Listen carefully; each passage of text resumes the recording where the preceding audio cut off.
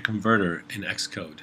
This is very simple. It's going to illustrate some of the principles that we've learned from our Cocoa videos and objectiveC, and also we'll build an app, so you'll see the interactions between Xcode and the actual and how to build an app.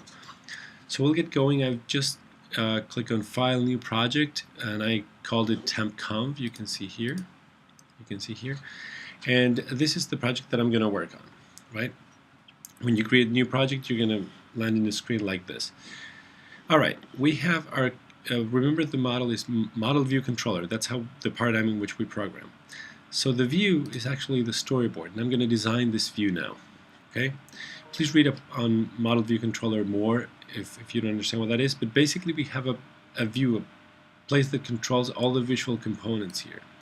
Okay, and represents this white space here represents your iPad.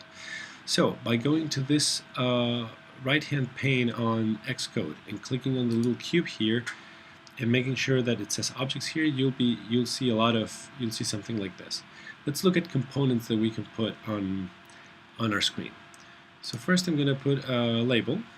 Okay, I'll just drag it onto here and place it somewhere. So I'll place it here, and I'm going to change the text of it. So the properties of the label appear on this side, and I will change the text of it to be temperature. Okay, I'll put it there and make it a little bigger because it doesn't fit in our little default label. So I'll make it a little bigger. There, temperature. Now I need a box so the user can put their input. Okay, and that is a text field. Here's one. I'm just going to drag it over to here, and we'll see that I'm dragging it. These lines, these guides appear so I can center or align objects. Okay, that's where I'm going to put my temperature, and then I'm going to have another label where I'm going to put here an equal sign, just that, and then another label where I'm going to have the temperature, for example. Here I'm going to have the temperature, the actual temperature. So I'm going to put dash dash here, just so, because there's no temperature, right? So I'm going to put some degrees in here. I'm going to convert it to Celsius or to Fahrenheit, depending on what I choose. Now, how do I choose that? Well, I can say I can have a switch here, a switch component. I will line it there, and then the label for the switch is going to say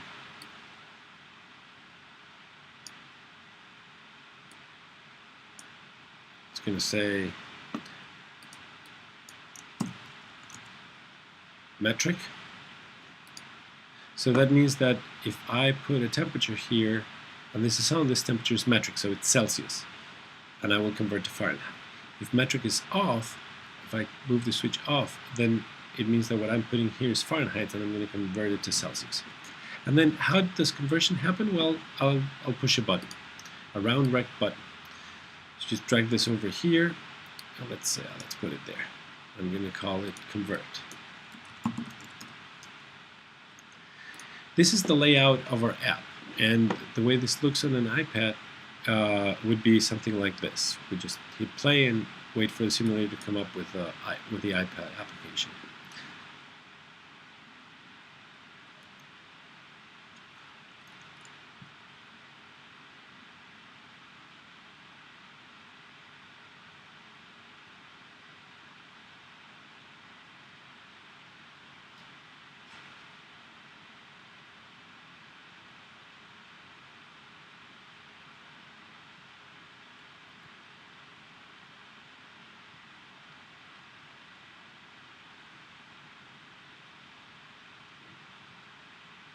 And this is what the application looks like. I can put a temperature here. If I click on it, the keyboard will pop up, right? So I can put numbers, 2, 3, 4, hide the keyboard. That's good. This is not metric, this is actually Fahrenheit, and if I convert it, this should convert it to Celsius. Nothing happens here so far, but it will soon. So let's make it happen. Sorry about all the visuals here. things are going on the screen. But now this is what the view looks like. This is my view. Now I need to control the objects here. That's what the controller class comes in, right? But the controller class needs to be aware of these visual components. So the first thing that I have to do is link these controllers to my link these controls to my controller class. I do that by going to the assistant editor, which will split the screens.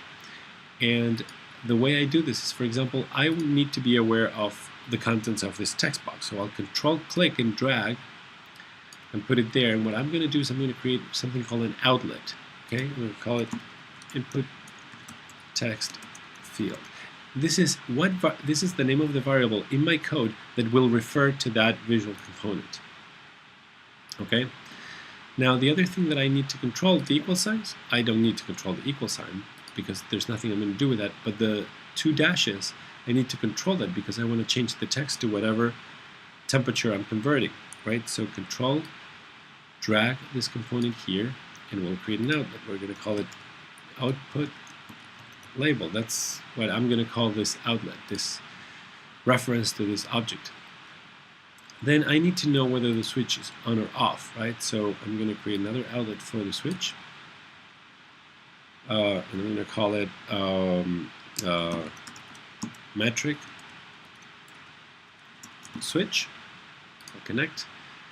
And the last thing is I might need an outlet for the button, but really I don't want to manipulate the button. What I want to do is capture an action in the button. So that's slightly different. I control drag it again, but instead of creating an outlet, I will create, whoops, cancel. I did not drag the button. So here's the button. I'll control drag it. Am I control dragging it? Let me see. Here. Click on the button, control drag it. Come on. Be sure to grab what you need to grab, because otherwise you might end up dragging something that's not what you want. Here, that's the button. I'll control drag it. And instead of an outlet, what I'm going to insert is an action. And the action is basically what is the method name that's going to be called when the button is pressed. I'm going to call the method convert. That method doesn't exist. Xcode will create it for me. I click convert. Now, let's look at the code now. This is my .h file. So now I'm going to go and try to see my my .m file. Okay, I'm going to exit the assistant editor and I'm going to go to my .m file. In here, well, let's look at .h really quickly again. I have all the properties that I need. Okay. Now I'm going to go to my .m and I'm going to synthesize those properties so I can use them. Synthesize output label equals output label. Synthesize input text field, and then synthesize metric switch. These are the properties that I'm going to manipulate. The button I don't synthesize because it's going to call this method convert that I told to call. This is automatically created. So the button, I kind of already have it. And let's work with it. So first I'm going to get the temperature. Get the temp, right? So I'll create double variable, call temp. It's going to be self.input text field .text. That's the and a string that contains the text, but I need a double. So the NS string has a method called double value, which comes in very handy. Now I have the temperature. Now I have to say if metric is on, convert to Fahrenheit, right? If metric is on, it means that I'm entering Celsius, so I'll convert to Fahrenheit. So if, look how I refer to this now. Metric switch, instead of saying self.metric switch, I can also use the underscore variables that I synthesize it to, okay? If metric switch dot on, okay, that's going to tell me yes if it's on, no if it's off. If metric switch dot on, then from Celsius to Fahrenheit, and what I will put here is I'll create double T equals my temperature times 9/5 plus 32. That's basically converting from Celsius to Fahrenheit. And then printing this. Now, we're going to print this where? In the output label. Okay? So I'm going to say output self.output label. I could also say underscore output label because I sensitized it that way. Set text, and then the string that I'm going to use, it's going to be and ns string. I'm going to create a new string, ns string with format. Why do I do this? Because I have a double and I need to convert it into a string. So I'll just format the string to accept an %f, which means a double, and I'll just put my t variable there, right? I'll do the brackets where they belong. And that's basically how I'm converting. I convert the temperature and then put it in the output label. Because the temperature is a double, I need to make it into a string. And this is a cheap trick to make a double into a string. Okay? Now, else, right? So if the switch is off, then what I'm going to do, I'm going to copy this, and I will go from F to C. It's always important to comment what you're going to do. It's clear and it gives you a good idea. And then the formula changes a bit, right? So the formula would be temp minus 32 times 5/9. Okay? That is the formula here. And that is all it does, right? So when you hit convert, it'll check the switch and it'll convert to the proper scale. Let's run it and see how it goes. So here it is. So we know that, for example, 32 Celsius, no, 32 Fahrenheit, if I say convert, it should go to 0, right? And then I know that, for example, when you select there, you select all, delete.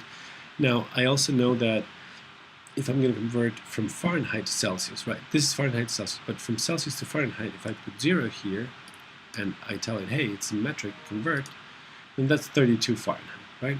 This ... is because the label wasn't long enough to accommodate all the decimals, but that's it. I hope you enjoyed it, and keep looking at these videos.